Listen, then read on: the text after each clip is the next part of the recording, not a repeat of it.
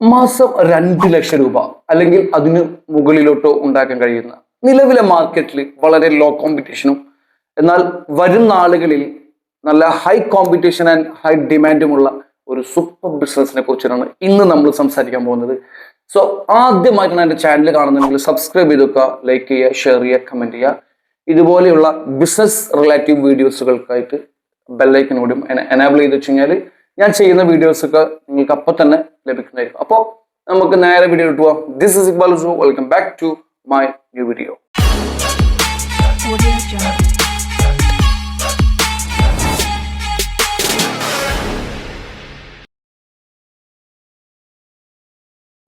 അപ്പോൾ എന്താണ് ആ മാസം 2 ലക്ഷം? 2 ലക്ഷം അല്ല കേട്ടോ, മാസം അതിന് മുകളിലോട്ടും ഉണ്ടാക്കാൻ. പക്ഷെ 2 ലക്ഷം എന്ന് പറയുന്നത് ഒരു ആവറേജ് ഒരു സംഭവം വെച്ചിട്ടാണ് നമ്മൾ പറഞ്ഞത്. ഒരു ആവറേജ് ബിസിനസ് വെച്ചിട്ടാണ് നമ്മൾ ഒരു 2 ലക്ഷം രൂപ എന്നുള്ള സംഭവം നമ്മൾ പറഞ്ഞത്. പക്ഷെ രണ്ടല്ല, അത് നിങ്ങൾക്കും അത് ചിന്തിച്ചു കഴിഞ്ഞാൽ ഇപ്പൊ ഞാൻ പറയുമ്പോൾ നിങ്ങൾക്കും അത് മനസ്സിലാവും എന്ന് ഞാൻ വിചാരിക്കുന്നു. കാരണം എന്ന് വെച്ച് കഴിഞ്ഞാൽ നമുക്കറിയാം, നമ്മുടെ നാട്ടിൽ ഇപ്പൊ നമ്മൾ റോഡുകൾ ഒന്ന് നിരീക്ഷിച്ചു കഴിഞ്ഞാൽ, അല്ലെങ്കിൽ നമ്മൾ യാത്ര ചെയ്യുക, അല്ലെങ്കിൽ നമ്മൾ പുറത്തുനിന്ന് നമ്മൾ റോഡുകളിൽ നിന്ന് ഇറങ്ങിക്കഴിഞ്ഞാൽ നമുക്ക് മനസ്സിലാവും ഏറ്റവും കൂടുതൽ ഇന്ന് ഡീസൽ വണ്ടികൾ വഴി മാറുകയാണ്. അതേപോലെ തന്നെ പെട്രോൾ വണ്ടികളും വഴി മാറിക്കൊണ്ടിരിക്കുകയാണ്. ഏറ്റവും കൂടുതൽ വണ്ടികൾ വന്നുകൊണ്ടിരിക്കുന്നത് ഇലക്ട്രോണിക് വണ്ടികളാണ്, അല്ലെങ്കിൽ EV വണ്ടികളാണ്. EV ചാർജിങ് വണ്ടികളാണ് ഇപ്പോൾ നിരത്തിൽ കൂടുതൽ വന്നുകൊണ്ടിരിക്കുന്നത്, നമുക്കറിയാം.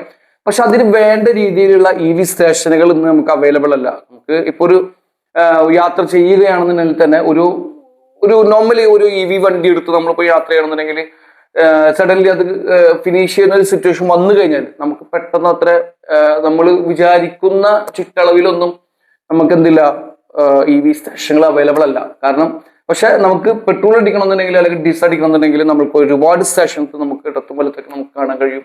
വളരെ ഡിസ്റ്റൻസ് കുറഞ്ഞ ഡിസ്റ്റൻസിൽ നമുക്ക് ഈ പെട്രോൾ പമ്പുകളെല്ലാം നമുക്ക് അവൈലബിൾ ആയിട്ട്.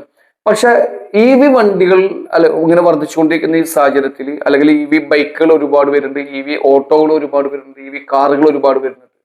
അപ്പൊ ഈ സാഹചര്യത്തിൽ ഈ ഇത്രയും വണ്ടികൾ ഇറങ്ങിയിട്ടുണ്ടെങ്കിലും ഈ വണ്ടികൾക്ക് അനുസരിച്ചിട്ടുള്ള EV സ്റ്റേഷനുകൾ സത്യത്തിൽ എന്തായിട്ടില്ല, എത്തിയിട്ടില്ല, വന്നിട്ടില്ല, അത് സ്റ്റാർട്ടായിട്ടില്ല. പക്ഷെ നമുക്കറിയാം ഇനി വരുന്ന ആളുകളിലൊക്കെ വണ്ടികൾ ഏറ്റവും കൂടുതൽ വണ്ടികൾ പ്രൊഡ്യൂസ് ചെയ്യപ്പെടുന്നത് EV വണ്ടികളാണ്. എല്ലാ കമ്പനികളും EVയിലേക്ക് മാറിക്കൊണ്ടിരിക്കുകയാണ്.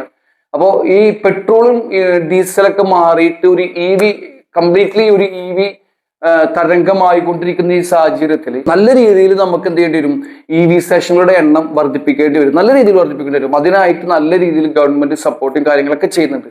അപ്പൊ നല്ല സ്ഥലം കണ്ടെത്തി, നല്ലൊരു ഏരിയ കണ്ടെത്തിയിട്ട് നമ്മൾ എന്ത് ചെയ്യണം? ഇങ്ങനെയുള്ള EV സ്റ്റേഷനുകൾ തുടങ്ങുകയാണ് എന്നുണ്ടെന്നുണ്ടെങ്കിൽ നല്ല രീതിയിൽ വരുമാനം ഉണ്ടാക്കാൻ കഴിയും, നല്ല ഏർണിങ്സ് ഉണ്ടാക്കാൻ കഴിയും. It's a big opportunity for bigness.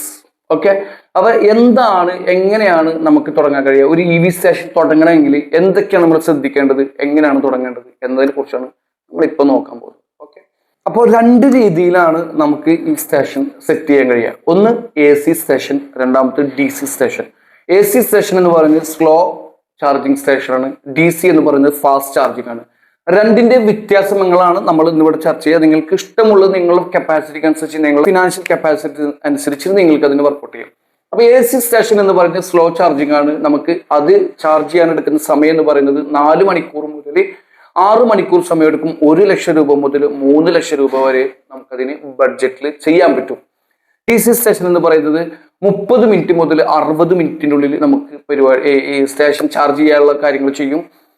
അതേപോലെ തന്നെ നമുക്ക് ബഡ്ജറ്റ് നോക്കണമെന്നുണ്ടെങ്കിൽ ഏകദേശം 10 ലക്ഷം രൂപ മുതൽ ഏകദേശം 30 ലക്ഷം രൂപ വരെ ബഡ്ജറ്റ് ആവും. എന്ന് വെച്ച് കഴിഞ്ഞാൽ അതൊരു ബിഗ് ബഡ്ജറ്റാണ്, അതേപോലെ തന്നെ ഹൈ പ്രോഫിറ്റ് ആയിരിക്കും. ഇതൊരു ലോ ബഡ്ജറ്റാണ്, ഒരു ആവറേജ് പ്രോഫിറ്റ് ആയിരിക്കും. ഓക്കെ, അതാണ് വ്യത്യാസം. ലൊക്കേഷൻ നമ്മൾ തിരഞ്ഞെടുക്കുമ്പോൾ നമുക്കറിയാം ഹൈവേയുടെ സൈഡ്, അതേപോലെ തന്നെ ബസ് സ്റ്റാൻഡ് പരിസരം, അല്ലെങ്കിൽ നല്ല കുറച്ചുകൂടി ക്രൗഡ് ഫുൾ ആയിട്ടുള്ള ഏരിയകൾ, റെയിൽവേ സ്റ്റേഷന്റെ പരിസരം, അല്ലെങ്കിൽ മാള്, അല്ലെങ്കിൽ ഹോട്ടൽസുകളൊക്കെ, കുറച്ച് കൂടുതൽ ഹോട്ടൽസുകളൊക്കെ ഉള്ള ഒരു ഏരിയ. അപ്പൊ ഇങ്ങനത്തെ സ്ഥലങ്ങളിലാണ് ഏറ്റവും ബെസ്റ്റ് നമുക്ക് ഇതിന്റെ ഒരു സ്റ്റേഷൻ സ്റ്റാർട്ട് ചെയ്യാനുള്ള ഏറ്റവും ബെസ്റ്റ് ഓപ്ഷൻ എന്ന് പറയുന്നത് ഇങ്ങനത്തെ പരിസരങ്ങളാണ്. എന്തുകൊണ്ടെന്ന് വെച്ച് കഴിഞ്ഞാൽ ഇപ്പൊ ആളുകൾ എന്തെങ്കിലും കാര്യങ്ങൾക്ക് വേണ്ടി വന്നിട്ട് വെയിറ്റ് ചെയ്യുന്ന ആളുകൾക്ക് വെയിറ്റ് ചെയ്യും. കാരണം ഇത് നമുക്ക് പെട്രോൾ അടിക്കുന്ന പോലെ അല്ലെങ്കിൽ ഡീസൽ അടിക്കുന്ന പോലെ നമ്മൾക്ക് പെട്ടെന്ന് അടിച്ചു കൊണ്ടുപോകുന്ന ഒരു സംഭവമല്ല. അപ്പൊ അതുകൊണ്ട് കുറച്ച് വെയിറ്റ് ചെയ്യണം. ആ ഒരു വെയിറ്റ് ചെയ്യാനുള്ള കസ്റ്റമേഴ്സിന്റെ ഒരു സമയമാണ് ഈ ഹോട്ടലിനെ ഫോക്കസ് ചെയ്യുന്നതും റെയിൽവേ സ്റ്റേഷൻ ഫോക്കസ് ചെയ്യുന്നതും ബസ് സ്റ്റാൻഡ് ഫോക്കസ് ചെയ്യുന്നതും ഇതൊക്കെ അതുകൊണ്ടാണ്. അപ്പോ വരും കാലങ്ങളിൽ ചിലപ്പോൾ ഒരു പക്ഷേ 60 മിനിറ്റ് എന്നുള്ളത് ഒരു പക്ഷെ 1 മിനിറ്റ് 2 മിനിറ്റ് 5 മിനിറ്റിലേക്കൊക്കെ മാറും, കൺവേർട്ടായിട്ട് വരും അത് തീർച്ചയായിട്ടും.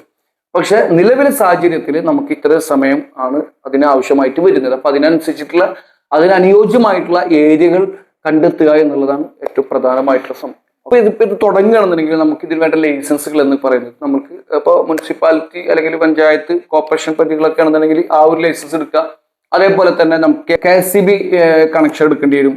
അതേപോലെ തന്നെ fire and safety certificate set ചെയ്യേണ്ടി വരും, അതിന്റെ സജ്ജീകരണം സെറ്റ് ചെയ്യേണ്ടി വരും. അതേപോലെ തന്നെ നമുക്ക് GST എടുക്കേണ്ടി വരും. നമുക്കിത് സെറ്റപ്പ് ചെയ്യാനായിട്ട് നമുക്കത് ആവശ്യമായിട്ട് വരുന്ന മെഷീനറീസ് അല്ലെങ്കിൽ അതിൻ്റെതായിട്ടുള്ള എക്യുപ്മെന്റ്സ് എന്ന് പറയുന്നത് ഒന്ന് EV ചാർജിങ് ആണ്, ചാർജറാണ്. അതേപോലെ തന്നെ നമുക്ക് ട്രാൻസ്ഫോമർ വേണം. അത് നമ്മളിപ്പോൾ DC ആണ് ചെയ്യണമെന്നുണ്ടെങ്കിൽ ഫാസ്റ്റ് ചാർജിങ്ങിന്റെ ഒരു സംഭവമാണ് പ്ലാന്റ് ആണ് സെറ്റ് ചെയ്യണമെന്നുണ്ടെങ്കിൽ നമുക്കതിന് ട്രാൻസ്ഫോമർ സെറ്റ് ചെയ്യേണ്ടി വരും. ഓക്കെ, പിന്നെ പവർ ബാക്കപ്പ് എന്നുള്ളത് ഒരു ഓപ്ഷനിലാണ്. അത് നിങ്ങൾക്ക് ഇപ്പൊ ജനറേറ്ററോ അങ്ങനെ എന്തെങ്കിലും വെച്ചിട്ട് നമ്മൾക്ക് പവർ ബാക്കപ്പിന്റെ സംഭവം ചെയ്യാം. അതൊരു ഓപ്ഷനിലാണ്, നിർബന്ധമല്ല. നിങ്ങൾക്ക് ആവശ്യമാണ് എന്നുണ്ടെങ്കിൽ നിങ്ങൾക്ക് ചെയ്യാം. അതേപോലെ തന്നെ ഒരു ബില്ലിംഗ് സോഫ്റ്റ്വെയർ നമുക്ക് വേണ്ടി വരും, ഇല്ലെങ്കിൽ ഒരു മൊബൈൽ ആപ്പോ.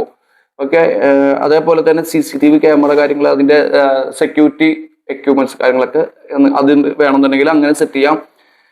പിന്നെ മെയിനായിട്ട് നമ്മൾക്ക് ഇതിന്റെ ഒരു എക്സ്പെൻസ് ഞാൻ ഇതിന്റെ കൂടെ പറഞ്ഞു നിങ്ങളോട്. കാരണം വെച്ച് കഴിഞ്ഞാൽ നമുക്കൊരു AC സ്റ്റേഷൻ എന്ന് പറയുന്നത് ഈ ഒരു സ്ലോ ചാർജിങ് സ്റ്റേഷനാണ്. നമുക്ക് കുറച്ച് ടൈം എടുത്ത് ചെയ്യുന്നതാണ് അത് ഏകദേശം ചെയ്യാൻ നമുക്കൊരു 1 ലക്ഷം രൂപ മുതൽ 3 ലക്ഷം രൂപ വരെ നമുക്ക് എക്സ്പെൻസ് ചെലവും കാര്യങ്ങളൊക്കെ വരുന്നുണ്ട്. DC ആണ് നമ്മൾ ഉദ്ദേശിക്കുന്നുണ്ടെങ്കിൽ, നമ്മളൊരു ഫാസ്റ്റ് ചാർജിങ് സ്റ്റേഷനാണ് ഉദ്ദേശിക്കുന്നുണ്ടെങ്കിൽ, സത്യത്തിൽ നമുക്കറിയാം നമ്മളെല്ലാവരും ആഗ്രഹിക്കുന്നത് ഒരു ഫാസ്റ്റ് ചാർജിങ് ആയിരിക്കും. കാരണം ചിലപ്പോൾ നമ്മൾ EV വണ്ടി ഉപയോഗിക്കുന്നവരാണ് എന്നുണ്ടെന്നുണ്ടെങ്കിൽ നമ്മുടെ വണ്ടി എപ്പോഴും ചാർജ് ചെയ്യണം, നമുക്ക് പെട്ടെന്ന് ചാർജ് ചെയ്ത് പോകാൻ തന്നെയാണ് നമ്മളെല്ലാവരും ആഗ്രഹിക്കുക. അപ്പൊ അതുകൊണ്ട് നമ്മൾക്ക് ആഗ്രഹിക്കുന്ന ഒരു ഫാസ്റ്റ് ചാർജിങ് ഓപ്ഷൻ തന്നെയാണ്. ഇപ്പൊ നമ്മളൊരു ബിസിനസ് തുടങ്ങുകയാണെന്നുണ്ടെങ്കിൽ നമുക്കൊരു പക്ഷേ ഈ fast charging business slow charging business രണ്ടിന്റെ വ്യത്യാസമുണ്ട്, റേറ്റും കാര്യങ്ങളൊക്കെ. അതുകൊണ്ട് അതിനെ ഫോക്കസ് ചെയ്യും. പിന്നെ ഇതിനൊക്കെ ലോൺ ഫെസിലിറ്റീസ് അവൈലബിൾ ആണ്. ഓക്കെ, അതുകൊണ്ട് നമ്മൾക്ക് വളരെ ഈസി ആയിട്ട് ചെയ്തെടുക്കാൻ കഴിയുമെന്നുള്ളത് സംശയമില്ലാത്ത കാര്യമാണ്.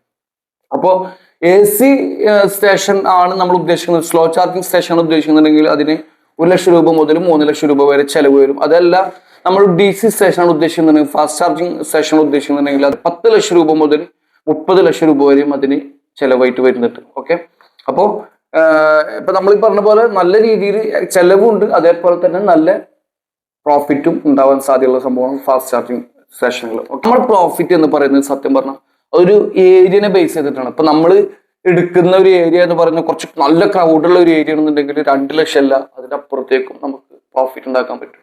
ഓക്കെ, അല്ല നമ്മൾ ചൂസ് ചെയ്യുന്ന ഒരു ഏരിയ കുറച്ച് ലോ എന്താ പറയാ ക്രൗഡുള്ള ഒരു ഏരിയ ആണെന്നുണ്ടെങ്കിൽ നമുക്ക് അതിനനുസരിച്ചുള്ള പ്രോഫിറ്റിന്റെ ഇതും കുറയും നമ്മൾക്ക്. പക്ഷെ ഇന്ന് കുറച്ച് പ്രോഫിറ്റ് കുറഞ്ഞാലും അത് ഇനി നമുക്കറിയാം ഓരോ വർഷം EV വണ്ടികളുടെ എണ്ണം വർദ്ധിച്ചുകൊണ്ടിരിക്കണം. ഇപ്പൊ ഇറങ്ങിക്കൊണ്ടിരിക്കുന്ന എല്ലാ വണ്ടികളും EV ആണ്.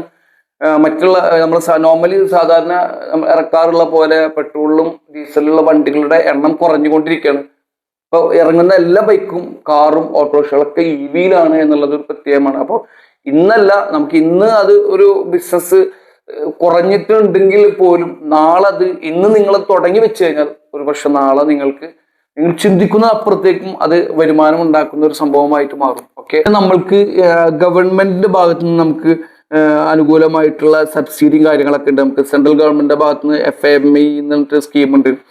അതേപോലെ തന്നെ Kerala government Kerala EV subsidy സ്കീമുണ്ട്. അതേപോലെ തന്നെ ബാങ്ക് ലോൺ ഉണ്ട്, MSMEയുടെ ഉണ്ട്, മുദ്ര ലോൺ ഉണ്ട്. അപ്പൊ ഇതെല്ലാം നമുക്ക് അവൈലബിൾ ആണ്. നമുക്കിപ്പോ കയ്യിൽ ക്യാഷ് വെച്ചിട്ട് തന്നെ നമ്മൾക്ക് ഇത് ചെയ്യാൻ പറ്റുമെന്നൊന്നുമില്ല. നമുക്ക് ബാങ്കിനെ സമീപിച്ചു കഴിഞ്ഞാൽ നല്ലൊരു പ്രൊജക്ട് റിപ്പോർട്ടും കാര്യങ്ങളൊക്കെ ഉണ്ടാക്കി നമുക്ക് ബാങ്കിനെ സമീപിച്ചു കഴിഞ്ഞാൽ തീർച്ചയായിട്ടും നിങ്ങൾക്ക് ഇത് സെറ്റ് ചെയ്തെടുക്കാൻ കഴിയുമെന്നുള്ള കാര്യത്തിൽ സംശയമില്ല. തുടക്കക്കാരൻ എന്ന നിലയിൽ നിങ്ങൾക്ക് വേണമെന്നുണ്ടെങ്കിൽ 2 വീലറും 3 വീലറും ഫസ്റ്റ് സ്റ്റേജിൽ 2 വീലറും 3 വീലറും വെച്ച് സ്റ്റാർട്ട് ചെയ്യാം. ചെറിയ രീതിയിൽ നിങ്ങൾക്ക് സ്റ്റാർട്ട് ചെയ്ത് വേണം എന്നുണ്ടെങ്കിൽ നിങ്ങൾക്ക് തോന്നിയ അല്ലെങ്കിൽ നമ്മൾക്കൊരു ഇതിനൊരു മൂവ് ചെയ്യുന്നത് അല്ലെങ്കിൽ ഈ ഒരു ബിസിനസ്സിൽ മൂവ്മെന്റ് വന്നു കഴിഞ്ഞാൽ അല്ലെങ്കിൽ ഗ്രോത്ത് മെല്ലെ മെല്ലെ വന്ന് തുടങ്ങി കഴിഞ്ഞാൽ നമുക്ക് തോന്നുന്നത് നമുക്ക് 4 വീലറും കൂടി ആഡ് ചെയ്യണം എന്ന് തോന്നിക്കഴിഞ്ഞാൽ അത് ആഡ് ചെയ്യാം. അല്ലെങ്കിൽ നമുക്ക് സ്റ്റാർട്ടിങ്ങിൽ 2 വീലറും 3 വീലറും വെച്ചിട്ട് നമുക്ക് സ്റ്റാർട്ട് ചെയ്യാം. അപ്പോൾ നമുക്ക് എന്താ പറയാ, അങ്ങനെ തിരക്ക് പിടിച്ചിട്ട് എല്ലാം ആദ്യത്തിൽ തന്നെ കൊടുത്ത് വെക്കേണ്ട കാര്യമൊന്നുമില്ല. നമുക്ക് ചെറിയ രീതിയിൽ തുടങ്ങി നല്ല രീതിയിൽ ഇതിന് സെറ്റ് ചെയ്തെടുക്കാൻ കഴിയും. അപ്പോൾ ഇതാണ് EV സ്റ്റേഷൻ. നിങ്ങൾക്ക് നിങ്ങളുടെ ബഡ്ജറ്റിനനുസരിച്ചിട്ടാണ്. എന്ന് വെച്ച് കഴിഞ്ഞാൽ ബഡ്ജറ്റ് നിങ്ങൾക്ക് ഇപ്പൊ ഈ പറഞ്ഞ പോലെ ലോൺ ഫെസിലിറ്റീസും സബ്സിഡിയും കാര്യങ്ങളൊക്കെ അവൈലബിൾ ആണ്.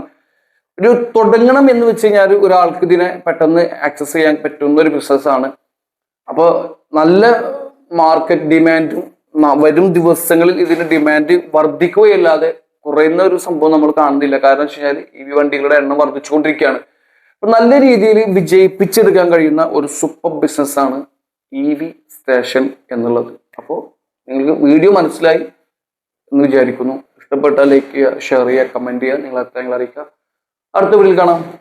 Take care.